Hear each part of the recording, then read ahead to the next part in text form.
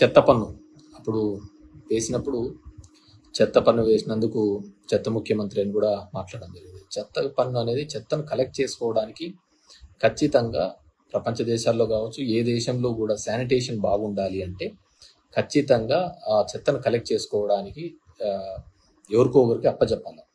లేదంటే నువ్వు తీసుకొని పోయి డంప్ యార్డ్లో వేయలేము కదా, మనం అంతా చెత్త తీసుకొని పోయి. సో దాని ఒక మెకానిజం ఉండాలి.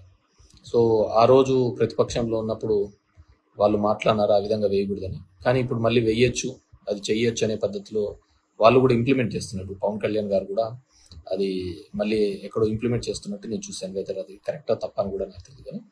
కానీ ఖచ్చితంగా చెత్త కలెక్ట్ చేయడంలో మాత్రం నేను అప్పుడు సమర్థిస్తున్నాను, ఇప్పుడు సమర్థిస్తున్నాను. అది పవన్ కళ్యాణ్ గారు అది వేసి ఉన్నా కానీ అది కరెక్టే. ఎందుకు అంటే ఖచ్చితంగా నీ ఇంటి చెత్తను నువ్వు తీసుకొని పోయి డంప్ యార్డ్లో వేయలేవు. ఎవరో థర్డ్ పార్టీ తీసుకోవాలా, తీసుకొని పోయి అది తడి చెత్త పొడి చెత్తగా వేరు చేయాలా, దాన్ని సాగ్రిగేట్ చేసుకొని తీసుకోకపోతే దానివల్ల ఏదైనా ఉపయోగం ఉంటుంది. సో దాన్ని ఆ రోజు వాళ్ళు ప్రతిపక్షంలో రాజకీయంగా వాడుకోవచ్చు, కానీ ప్రజల శ్రేయస్సు కోసం అయితే దట్స్ బెటర్. లేకుంటే మొత్తం చెత్త అంతా తీసుకొని పోయి కాలువలలో వేస్తారు, ఇంటి ముందర వేస్తుంటారు. దానివల్ల రోగాలు ఇవి తప్ప వేరేది ఏది రాదు. సో అది ఆ రోజు వాళ్ళకి తెలియకపోయి ఉండొచ్చు, తెలిసి ఉండొచ్చు, కానీ రాజకీయంగా ఏదో ఒకటి నింద అనేవి వేస్తుంటారు. ఇప్పుడు మళ్ళీ ఇంప్లిమెంట్ చేస్తున్నారని నేను అనుకుంటున్నాను. ఆ విధంగా చేస్తేనే దానివల్ల ఉపయోగం ఉంటుంది. రెండోది వచ్చి ద మెయిన్ వచ్చి రీసర్వేకి అదేదో జరిగిపోతుందని వద్దు అని చంద్రబాబు నాయుడు చెప్పినారు. అవన్నీ క్యాన్సిల్ చేస్తున్నాను, క్యాబినెట్ అప్రూవ్ అన్నారు. మళ్ళీ నిన్న చూస్తే మళ్ళీ అది కంటిన్యూ చేస్తున్నామని చెప్పడం జరుగుతుంది.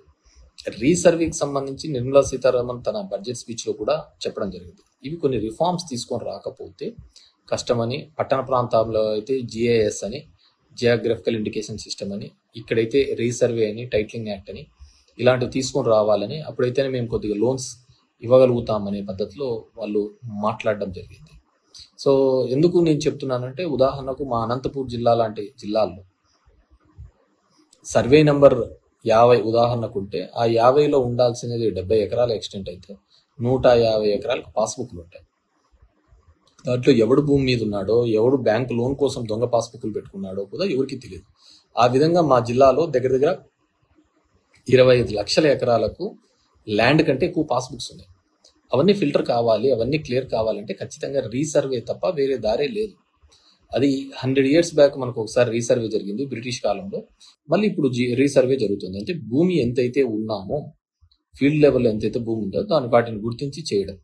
కానీ పొలిటికల్గా వాడుకొని వాటిని ఆ విధంగా చేయకూడదు, రీసర్వే అనేది నిలిపేస్తాము, దీనివల్ల అందరికీ ఇదని, మీ భూములన్నీ జగన్మోహన్ రెడ్డి తీసేసుకుంటాడని ఒక నెగిటివ్ ప్రచారం అయితే మొదలు పెట్టడం జరిగింది. ఏ విధంగా తీసుకుంటాడు జగన్మోహన్ రెడ్డి? పేదలకు ఇచ్చిన భూములే రిజిస్ట్రేషన్ చేసి ఇచ్చినాడు. అలాంటిది ఏ విధంగా తీసుకుంటాడు అనేది కూడా ఆలోచించలేరు అనుకుంటే డెఫినెట్గా నిజం నోరు దాటే లోపల అబద్ధం ఊరంతా చుట్టేసుకొని వచ్చినట్టు జరగాల్సిన నష్టం జరిగిందనేది అందరి యొక్క భావన. కానీ రీసర్వే లాంటివి డెఫినెట్గా ఇట్స్ అ రిఫార్మ్, అలాంటివి జరిగి తీరాలి.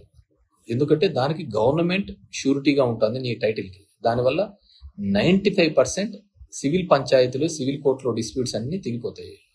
ఫీల్డ్ మీద భూమి లేకుండా చాలా పాస్బుక్స్. ఇప్పుడు మా జిల్లా చూస్తే 50 లక్షల ఎకరాలకు ఉదాహరణకు భూమి ఉంటే ఫీల్డ్ లెవెల్లో 75 లక్షల ఎకరాలకు పాస్బుక్లు ఉన్నాయి. సో అవన్నీ ఫిల్టర్ ఏ విధంగా అవుతాయి? కాబట్టి వాటన్నిటినీ కూడా ఏ విధంగా చేస్తారు అని అంటే మళ్ళీ రీసర్వే ద్వారానే అవన్నీ రెక్టిఫికేషన్ అనేది కావడం జరుగుతుంది. లీగల్ డిస్ప్యూట్స్ అన్ని పోవాలి అంటే, కానీ దానిలకు కూడా తప్పు పట్టడం జరిగింది. సో అందుకే నేను చెప్తున్నాను కదా, ఏమేమి చెప్పారు, ఏదేది చెప్పారు, ఇవన్నిటినీ కూడా అందరము కూడా పొలిటికల్ సరే ప్రజలకు ఆవేదన ఉండే ఉంటుంది. సో నాకు అది చూస్తున్నప్పుడు ఈ ప్రస్థానం సినిమా